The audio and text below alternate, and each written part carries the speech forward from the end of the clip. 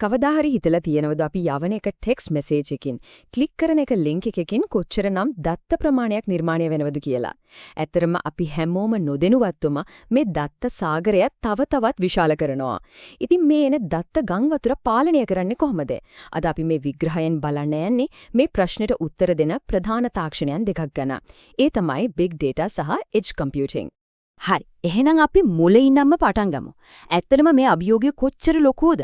අපි කතා කරන්නේ ඇස් පැන අපිට ඇදහිය නොහැකි වේගයකින් නොනවත්වා නිර්මාණය වෙන විශාල දත්ත කන්දක් ගැන. මේක නිකම් වාක්‍යයක් වගේ පෙනුනට මේකේ තියෙන පරිමාව හිතාගන්නවත් බෑ. හිතන්නකෝ මම මේ වචන ටික කියලා ඉවර වෙන පොඩි වෙලාවටත් මුළු ලෝකෙම ටෙරාබයිට් ගානක අලුත් දත්ත නිර්මාණය වෙලා ඉවරයි. ඉතින් මේ තරම් දත්ත කන්දක් එන්නේ කොහෙන්ද? ඇත්තටම අපි හැමදාම පාවිච්චි කරන තැන්වලින්ම තමයි. උදේට බලන සෝෂල් මීඩියා ෆීඩ් එකේ ඉඳන් ඔන්ලයින් කරන shopping එක වෙනකන් අතේ තියෙන ස්මාර්ට් වොච් එකේ ඉඳන් ලොකු කර්මාන්ත ශාලාවල තියෙන සෙන්සර් දක්වා හැමදේම මේකට දායක වෙනවා. ඉතින් මේ දත්ත පිපිරීමට මුහුණ දෙන්න තාක්ෂණික ලෝකේ ගැන අපි පළවෙනිම විසඳුම එහෙමත් නැත්නම් පළවෙනි සුපිරිවීරියා තමයි big data analytics එහෙමත් නැත්නම් විශාල දත්ත විශ්ලේෂණය. සරලවම කිව්වොත් big data කියන්නේ අපේ සාමාන්‍ය කම්පියුටර් එකට සාමාන්‍ය software එකකට දරා ගන්න බැරි තරම් ලොකු වේගවත් සහ එක එක જાතියෙන් දත්ත එකතුවකට. big data හඳුනා ගන්න හරිම ලේසි ක්‍රමයක් තියෙනවා. ඒකට කියන්නේ V3 කියලා.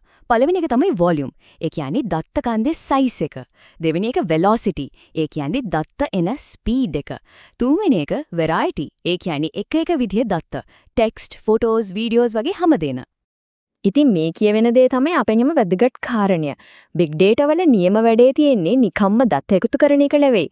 ඒ අමු දත්ත කන්ද ඇතුලේ හැංගිලා තියෙන වටිනා රටා ටික හොයාගෙන ඒකෙන් බිස්නස් එකකට හරි වෙන ඕන දෙයකට හරි වඩා හොඳ තීරණයක් ගන්න එක. හැබැයි ඉතින් හැම සුපිරිවීරයෙකුටම වගේ big data වලටත් පොඩි දුර්වලතාවයක් තියෙනවා. ඒ තමයි වේගය. ඔන්න දැන් තමයි කතාවේ නියම හැරවුම් ලක්ෂයට අපි එන්නේ. හිතන්නකො මෙහෙම තීරණයක් ගන්න ඕන තත්පර ගානකින් පරක්කු වෙන්න තප්පරයක්වත් බෑ. එහෙම වෙලාවක මේ දත්ත ටික දුර සර්වර් එකකට යවලා උත්තරයක් එනකල් බලන් ඉන්න පුරවන්ද?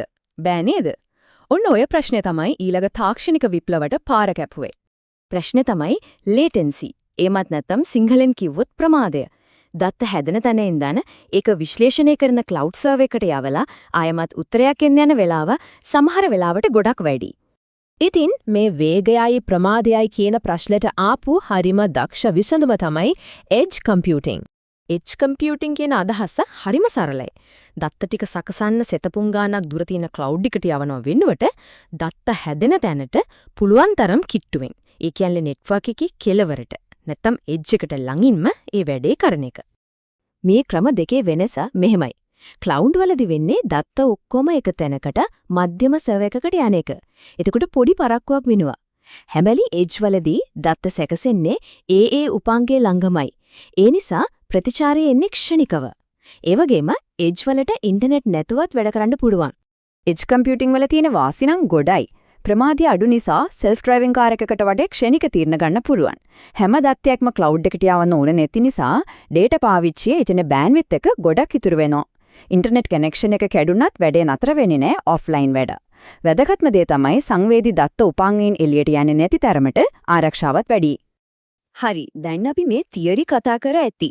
බලමුකෝ ඇත්තටම big data සහ edge කියන මේ දෙන්න එකතු වෙලා සැබෑ ලෝකෙ මොනවද කරන්නේ කියලා. ස්වයං පැදවුම් කාර්යයක් ගැන හිතන්නකෝ. පාරේ ඉස්සරහට එන බාධකයක් අඳුනගෙන තිරිංග ගහන්න ඕන ෂණිකව. ඒකට edge computing ඕන. හැබැයි ඒ වගේ කාර් දහස් ගානකින් එකතු කරන දත්ත විශ්ලේෂණය කරලා රියදුරු රටා තේරුම් අරගෙන මුළු පද්ධතියම දියුණු කරන්න big data ඕන. අන්න ඒ වගේ තමයි ස්මාර්ට් කර්මාන්තශාලා, ස්මාර්ට් නගරවලත් මේ දෙකම එකට වැඩ කරන්නේ. මෙන්න මේ උදාහරණයෙන් edge වල බලය හොඳටම පැහැදිලි වෙනවා. හිතන්න ලොකු ෆැක්ටරි එක මැෂින් එකක් ඕනවට වඩා රත් වෙනවා. සෙන්සර් එක ඒක දැනගත්ත ගමන් ළඟම තියෙන එජ් ඩිවයිස් එක හරහා තත්පරයකින් පංගුවකින් අනතුරු වැංගවීමක් යවනවා. මේ දත්ත ටික විශ්ලේෂණය කරන්න ක්ලවුඩ් එකට යවලා උත්තරයක් එනකල් බලන් හිටියනම් ඒ වෙනකොට මැෂින් එක පිච්චිලා යන්නට ඉඩ තිබ්බා. හොඳයි. අපි දැන් මේ කතාවේ වැදගත්ම කරුණු ටික එකතු කරගෙන මේ තාක්ෂණයන් අපේ අනාගතේ කොයි පැත්තකද අරන් යන්නේ කියලා බලමු. ඉතින් මේ මුළු කතාවෙම අපි මතක තියාගන්න ඕන ප්‍රධානම කරුණු ටික තමයි මේ. බිග් ඩේටා කියන්නේ වොලියුම්, වෙලොසිටි, වෙරයිටි කියන V3. විශාල දත්ත ගැඹුරින් විශ්ලේෂණය කරන්න ක්ලවුඩ් එක නියමයි. හැබැයි ෂණික ප්‍රතිචාර අවශ්‍ය තැන්වලට එජ් කම්පියුටින් නැතුවම බෑ. අන්තිමට මේ මුණ තාක්ෂණයේ තිබුණත් දත්තවලින් වැඩක් ගන්න නම් ඒවා පිරිසිදු කරලා විශ්ලේෂණය කරලා තේරෙන විදිහට බලලා ඒ අනුව තීරණයක් ගන්නම ඕන. අවසාන වශයෙන් මේ ප්‍රශ්නය ගැන පොඩ්ඩක් හිතන්න. අපේ ලෝකයේ දවසින් දවස ස්මාර්ට් වෙද්දී යන්ත්‍ර සහ පද්ධති Tamanම හිතන්න පටන් ගනිද්දී ඒ සිතීම ඇත්තදම සිද්ධ වෙන්න ඕන කොතනද? හැමදේම තීරණය කරන දුර තියෙන ක්ලවුඩ් එකේද? එහෙම නැත්නම් ක්‍රියාව සිද්ධ වෙන තැනම, ඒ කියන්නේ එජ් එකේද? අපේ දත්ත මත පදනම් වූ අනාගතය කොහොම එකක් වෙයිද කියන එක රඳා පවතින්නේ ඔන්න ඔය ප්‍රශ්නෙට අපි දෙන උත්තරය මත තමයි.